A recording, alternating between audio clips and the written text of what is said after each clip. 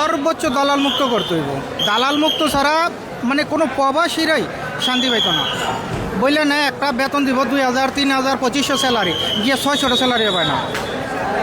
বর্তমানে তো কাজই পায় না, কবিলই পায় না, আকামেই পায় না, কিছু করতে পারে না। কেটে দেখবো সরকারের কাছে আমরা যাইতে পারতাম না যদি আপনাদের মাধ্যমে কোনো লোকজন থাকে, সরকারের মধ্যে মেসেজটা পৌঁছা, আর সরকার যদি কোনো উদ্যোগ নেয় তাইলে কিছু হবে, নাইলে আমরা কিছু করতে পারতাম না। কি করবো আমরা, একদম অসহায়, কিছু করার নাই।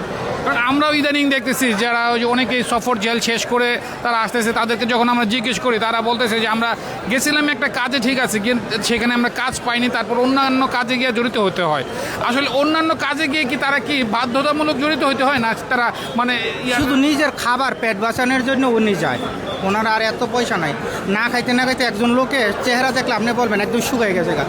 একটা মানুষের 3-4 মাস ধরে রুমের মধ্যে বাসায় দিচ্ছে, এর ফ্যামিলি আছে, অনেক টাকা কিস্তিতে ঋণ লইয়া আবার আইছে, লাভের উপরে নেয়, ব্যাংকেতে লোন নেয়, যেগুলো নিয়ে আইছে ওই অথবা কিস্তির উপরে নেয়, কী করে দিব? এর ফ্যামিলি চালাইবে না, কিস্তি চালাইবে না, ব্যাংকের শোধ দিব, কী করে দিব?